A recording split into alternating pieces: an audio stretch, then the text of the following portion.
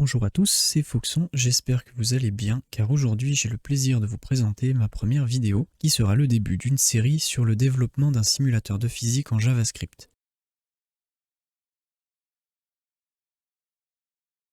Juste avant de commencer, j'ai deux informations. La première plutôt générale concernant ma chaîne. Vous l'avez peut-être vu dans la partie à propos sur YouTube, mais je pensais intéressant de le dire également à l'oral. Je ne compte pas seulement faire de la programmation. J'ai en effet de nombreuses passions et des idées que je compte partager.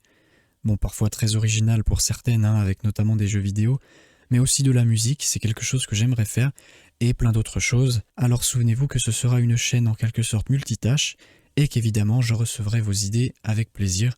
Une idée dès la première vidéo, ce serait vraiment le méga buzz. Ensuite, juste avant de passer à la vidéo, je tiens à préciser que ce ne sera pas vraiment un tutoriel. Ce que je veux dire par là, c'est que je vais vous expliquer ce que je fais et pourquoi je le fais, mais je veux que vous sachiez que je n'ai pas encore réalisé ce simulateur. Donc je vais faire beaucoup de tests, ce ne sera pas forcément visible comme je ne les mettrai peut-être pas tous dans la vidéo, mais voilà, je fais ça pour le fun, ce n'est pas un cours où je vous explique c'est comme ça qu'il faut programmer telle chose, donc ce n'est pas à recopier à la lettre, mais cela ne veut évidemment pas dire que je ne donnerai pas le code de mon travail, vous aurez accès à un GitHub dans la description. Sur ce, je vous remercie de votre écoute et je vous souhaite une excellente vidéo. Alors maintenant, on peut passer à la vidéo, mais évidemment, juste avant de commencer, qu'est-ce qu'on va faire? Qu'est-ce que j'appelle un simulateur de physique? Alors tout simplement, simulateur, évidemment, pour recréer de manière informatique, donc là, ce sera visuel sur une page HTML, et recréer quelque chose de la vraie vie. Et là, en l'occurrence, ce sera recréer des forces, des vitesses, des choses comme ça, d'objets tout bêtes, comme des cercles, des carrés. Évidemment oui en 2D, je ne sais pas faire de 3D en JavaScript et de toute manière ce serait beaucoup trop compliqué pour moi. Les calculs ne sont pas forcément simples en 2 dimensions, alors en 3 dimensions c'est encore plus compliqué. Et voilà, le but ce sera de recréer quelque chose qui puisse simuler donc la chute d'une balle sur un cube ou ce genre de choses. La rotation aussi, si vous faites tourner une balle et que vous la faites tomber, elle va se mettre à rouler. C'est tout ce que j'ai envie de recréer avec des vraies formules physiques, de la mécanique, la friction, etc. Et ça pourra donner quelque chose de sympa. Évidemment, ça existe déjà, et c'est pas parce que ça n'existe pas que je le fais, c'est parce que je trouve ça assez amusant. Donc on va avancer ensemble tranquillement. Sachez que je ne pars pas complètement de zéro. Je vais refaire de zéro avec vous, mais j'avais déjà commencé à faire quelque chose du style, sauf que j'avais un petit peu eu du mal, j'avais eu quelques petits problèmes que j'espère j'arriverai à vous remontrer en vidéo. Des petits soucis assez drôles, mais quand on est en train de coder, ça nous fait pas forcément beaucoup rire. Donc on va repartir d'une bonne base, on va repartir de zéro. À partir de ce que j'ai déjà fait quand même, je vais reprendre le code, mais je vais tout réécrire, réordonner, etc. histoire de repartir sur de bonnes bases. Concernant l'organisation, j'aime bien être organisé dans mon code et je pense que tout le monde devrait bien aimer ou en tout cas le faire parce que c'est très important. Si vous mettez tout dans le même fichier, c'est un gros bazar, c'est impossible de s'y retrouver. Et aussi faire des commentaires, ça c'est bien. C'est bien quand vous voulez donner le projet à quelqu'un, mais c'est aussi bien pour vous, parce que là en l'occurrence, je le reprends plusieurs mois après et des fois même une semaine après, vous reprenez un code et vous savez même plus ce que vous avez fait. Donc si c'est important, je vous assure. Ne faites pas faites des commentaires, ordonnez votre code, vraiment. Et donc moi c'est pour ça que j'ai un fichier principal index.html, un fichier alors que j'aurais pu mettre dans un dossier style, j'aurai qu'un seul fichier, il y aura très peu de styles, je vais utiliser ce qu'on appelle des canevas. Le canevas ça fonctionne quasiment qu'avec du JavaScript, il y aura un petit peu de style sûrement pour le centrer, pour le mettre d'une certaine façon, mais ce sera très peu, et un dossier script, là il y en aura beaucoup, c'est en même temps un simulateur en JavaScript, donc forcément il y aura pas mal de scripts, ce sera pas tout dans le main.js évidemment, mais évidemment le main.js, si vous avez fait un peu de C ou de C++, ça devrait vous dire quelque chose, vous avez le programme principal qui va inclure d'autres, et c'est très bien comme ça, parce qu'au moins c'est bien ordonné. Donc pour commencer, on va travailler sur l'HTML. Je vous ai dit que le CSS, il n'y en aurait pas beaucoup. Pour l'HTML, en réalité, ce sera pareil. Vraiment, le plus gros du travail, ce sera dans le JS que ça se passe, dans les scripts qu'il y aura, puisqu'il y en aura plusieurs pour bien ranger. Et donc pour commencer, si vous êtes comme moi sur VS Code ou VS Codium, moi j'utilise VS Codium mais ce sera exactement le même fonctionnement, un point d'exclamation et une tabulation, et vous avez déjà vraiment la grosse partie du code. Ici on peut changer en FR, même si ce n'est pas très utile dans notre cas, et ici on va mettre simulateur de physique, ce sera un petit peu plus parlant que document, Concernant les scripts, ce sera que ça que je vais mettre dans le body, puisque même le canevas que je vais créer, je le crée avec le script. Je le mets pas directement dans le body. Vous pouvez le faire, ce n'est pas un problème, mais moi je me dis comme ça, vraiment, je n'ai plus du tout besoin de toucher à l'HTML. Je fais tout depuis le JS et c'est beaucoup plus simple. Donc on va inclure notre script principal pour le moment. Et ce qui est assez pratique, ce que je vais vous montrer, que vous n'êtes pas obligé de faire toujours pareil, mais je trouve ça un petit peu plus pratique, c'est de faire ce qu'on appelle un module. Donc on met type égale module de cette façon, et on pourra dire au script principal, le main.js, d'inclure lui des scripts. Donc au lieu d'inclure les scripts dans l'HTML, on va les inclure dans les scripts. Je trouve ça plus pratique. Pourquoi? Pour deux raisons. Parce que je trouve ça plus lisible. Dans ce script, on inclut les scripts dont il a besoin. Dans les autres scripts, on inclut les scripts dont ils ont besoin. On n'inclut pas tous les scripts dans le même document, parce qu'en plus, de cette façon, on ne sait pas lesquels ont besoin de quoi. Et ce qui est bien de cette façon en plus, c'est que vous n'avez pas besoin de savoir quel script inclure avant l'autre, puisque là, il faudrait écrire à chaque fois là, script, le premier, le deuxième, le troisième, et évidemment les mettre dans le bon ordre pour que chacun puisse utiliser les fonctions dont il a besoin. J'aime bien faire de cette façon parce que comme ça, c'est rangé, c'est un petit peu plus simple d'utilisation.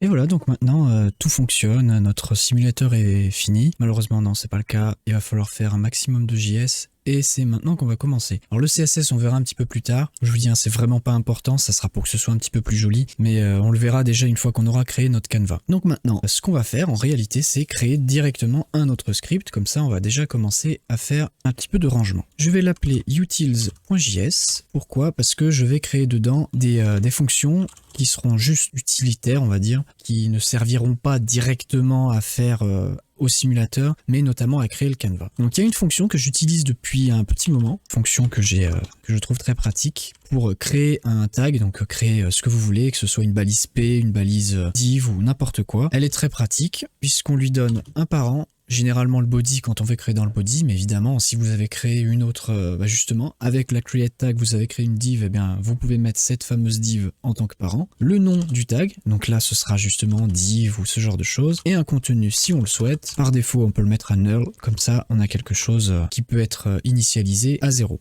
On va du coup créer notre tag, ça se crée avec cette fonction là, create element, donc dans document, on met le nom que l'on souhaite, enfin, le nom en tout cas le type de tag que ce sera, ensuite on prend le parent et on lui ajoute justement ce qu'on vient de créer, c'est-à-dire notre tag. Donc là c'est bon, on l'a ajouté. Et si nous avons un contenu, il va falloir l'ajouter, mettre ce que nous voulions. Et pour cela, on ajoute du texte de cette façon. Et là, du coup, si c'était par exemple pour créer une balise P avec marqué bonjour les amis, là, ça va ajouter le bonjour les amis à notre balise. Donc là, c'est super. On a notre fonction create tag. Et dans notre main, on va pouvoir importer notre fameux script. Ça se fait de cette façon. Donc utils.js. Comme ça, ensuite, on a juste à faire ça, on create tag, voilà, la fonction s'affiche, c'est merveilleux. En premier, donc, le parent, ici, ce sera le body, on peut récupérer d'ailleurs juste avant. Ensuite, on le précise ici, on dit, je veux que tu me crées dans le body un canevas, et évidemment, on lui met pas de content. Et donc, pour le moment, il ne se passe pas grand chose, mais si nous allons voir dans l'inspecteur, nous avons bien un canevas qui a été créé. Voilà, donc premier petit problème déjà, j'ai oublié de mettre un return ici, parce que si on veut récupérer ce qu'on vient de créer, c'est quand même un petit peu plus simple en faisant un return à la fin. Donc si je fais ça, ça sera parce qu'on en aura évidemment besoin plus tard. Si on veut pouvoir modifier notre canevas, ce que nous allons faire un petit peu plus tard, on va le récupérer de cette façon. Juste avant ça, on va passer dans le style, on va pouvoir faire en sorte qu'on voit un petit peu plus facilement notre canevas, ce sera quand même plus sympa de cette façon. Donc on va lui ajouter des bordures, pas besoin que ce soit des bordures énormes, hein, on leur met juste des bordures d'1 pixel, ce sera très bien.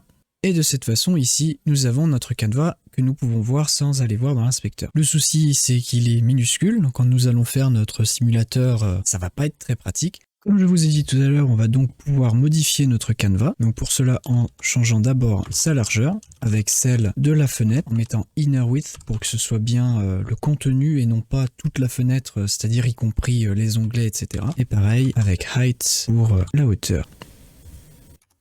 Et donc là, nous voyons que ça prend bien tout l'écran. Le souci est que ça dépasse un petit peu. Donc déjà, la première chose qu'on peut faire, c'est enlever les barres de scroll, parce que on n'en a pas besoin et en réalité, ça cache une petite partie.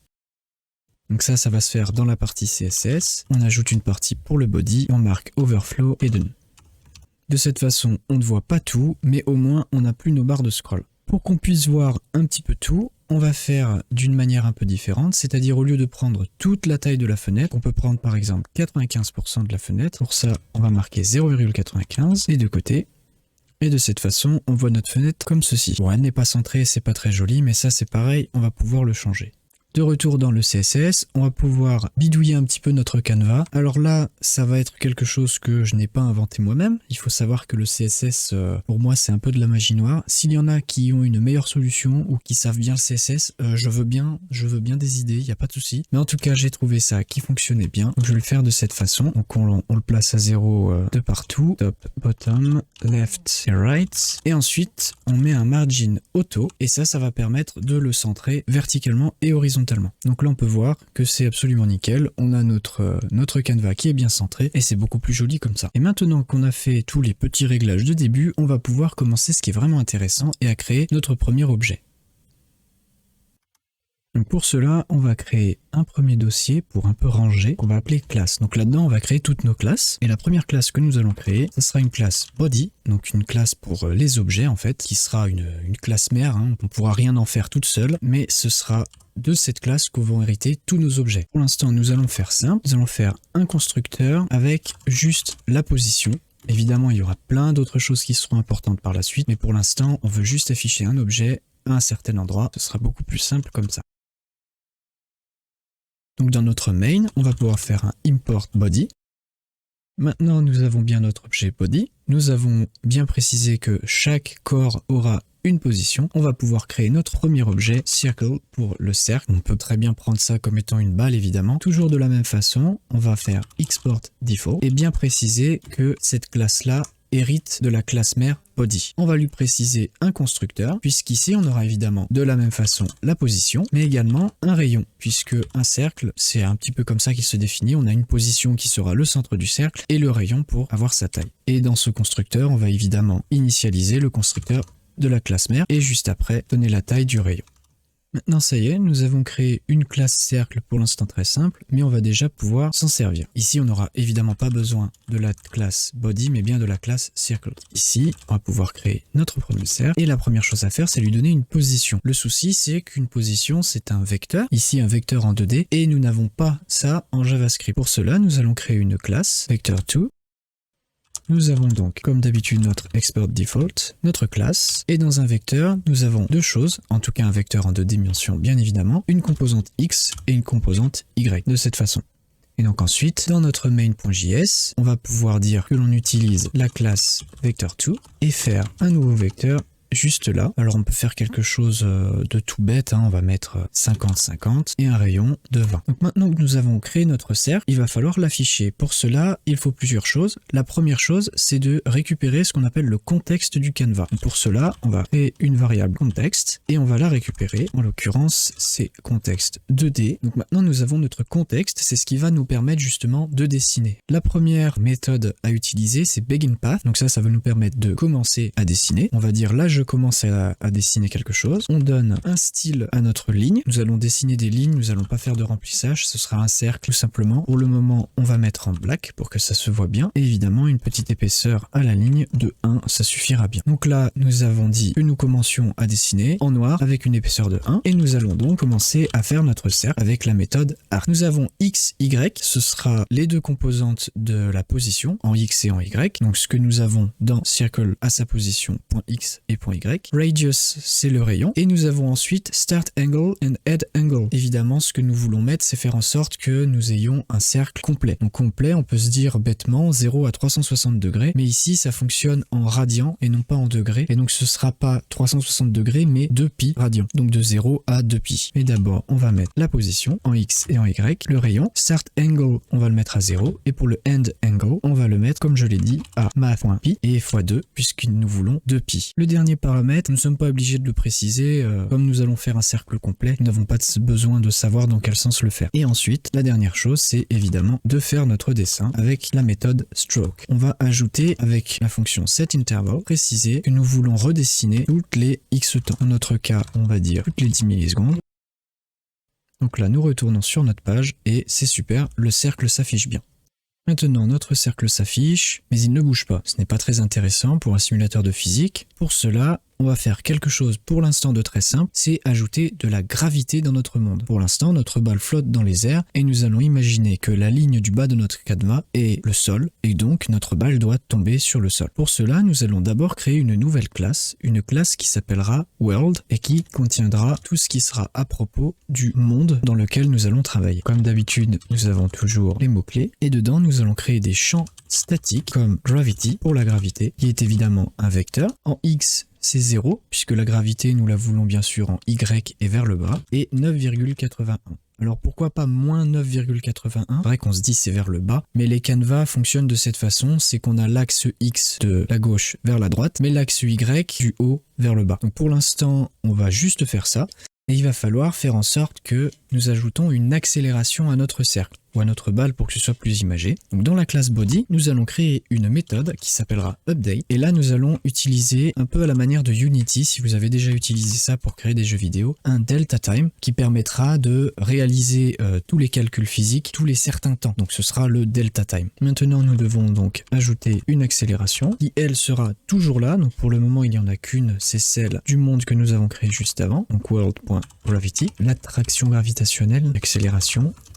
Pas oublier le point JS là-haut, sinon ça va râler. Donc on commence par l'accélération et ensuite on descend petit à petit. Donc d'abord sur la vitesse, si vous vous souvenez bien des cours, l'accélération c'est la dérivée de la vitesse. Et donc dans l'autre sens, on fait l'intégration. Donc on aura évidemment l'accélération fois le temps. Donc ici le temps ce sera en fait notre delta time. En réalité ce sera évidemment pas exact, mais plus le delta time est court, plus ce sera précis. Et évidemment à la fin il faut ajouter une constante et cette constante c'est le V0, la vitesse initiale. Et donc tout simplement, on va faire comme ça. On ajoute l'accélération à la vitesse initiale. Enfin, l'accélération multipliée par delta time. Le souci ici, c'est que nous faisons nos calculs comme nous le pensons. On met un plus, on met un multiplié. Le problème, c'est que accélération et vitesse, ici, ce sont des vecteurs. Le problème, c'est que vecteur, c'est une classe que nous avons créée nous. Ça ne va pas se passer comme nous le pensons, parce que ce ne sont pas des nombres avec lesquels nous pouvons faire plus ou multiplier. Donc on va être obligé de créer des méthodes. Donc la méthode sera toute simple. Ce sera tout simplement 10.velocity, donc on prend la vitesse et on lui ajoute l'accélération, ça c'est pour l'ajout, et pour l'accélération on va lui dire qu'on multiplie, et ici par une constante, non pas par un vecteur, donc on va créer une méthode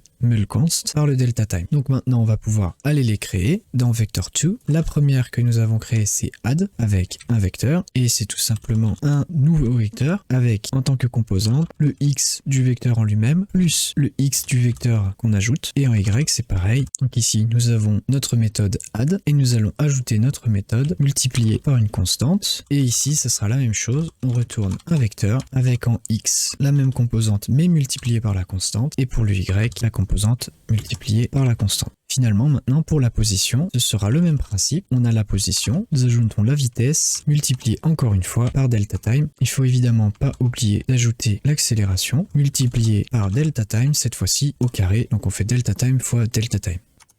Évidemment, la velocity acceleration n'existe pas, donc il va falloir les créer. On va créer quelque chose qui sera vector2.0, qui va directement initialiser un vecteur à 0. Et juste là, on va créer 0 égale 0, 0.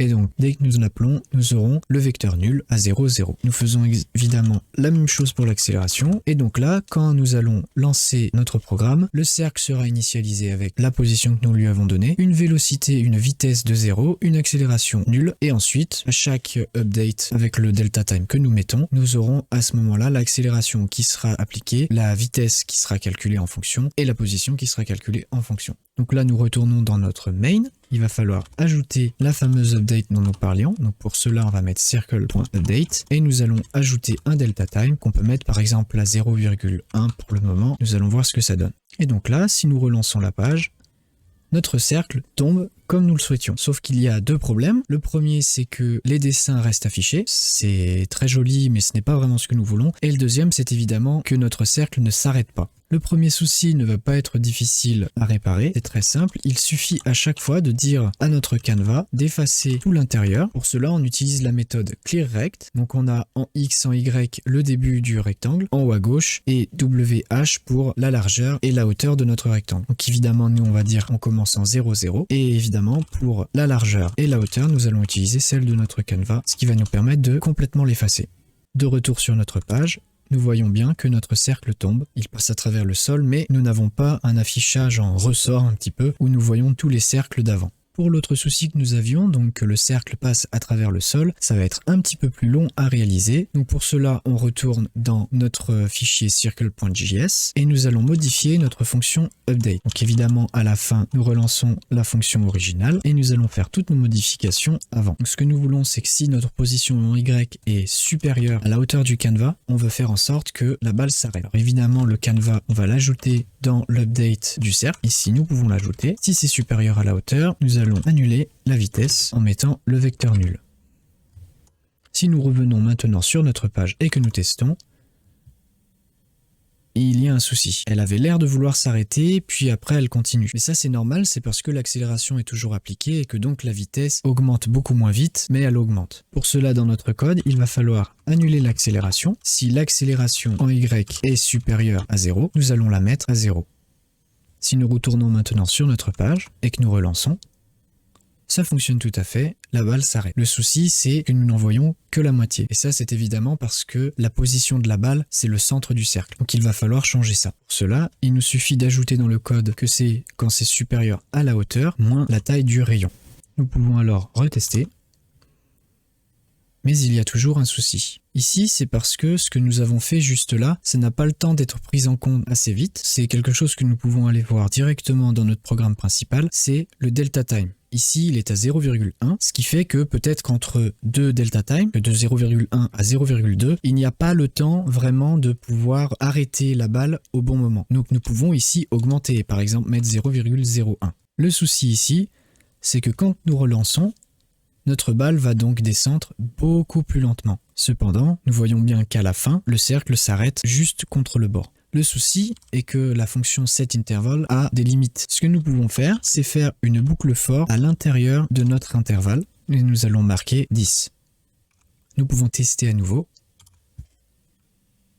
et nous voyons que ça se passe super bien. Donc maintenant, pour conclure, nous avons pu créer notre canevas, nous avons pu créer notre monde finalement, nous avons réussi à créer un objet, pour l'instant un cercle, une balle, et nous avons réussi à faire en sorte que l'attraction gravitationnelle soit appliquée sur cette dernière. Comme je vous l'avais dit, le code sera bien évidemment disponible dans la description et à chaque fois que je le modifierai, sauf si c'est pour ajouter des commentaires, ce sera évidemment en vidéo. Sur ce, j'espère que vous avez apprécié la vidéo. N'hésitez pas à mettre un pouce bleu si vous l'avez aimé. Si vous ne l'avez pas aimé, si c'est quelque chose que vous n'avez pas apprécié, vous pouvez le dire dans les commentaires. Je prendrai en compte toutes les remarques, ça il n'y a vraiment aucun souci. Et puis si c'est une remarque positive, vous pouvez aussi. Ou encore une remarque, comme j'avais dit, une modification dans le code, vous avez une meilleure idée pour quelque chose. Tant que vous m'expliquez pour que je comprenne bien ce que vous voulez dire, il n'y a aucun problème avec ça. Je vous dis donc à bientôt, je l'espère, dans une prochaine vidéo.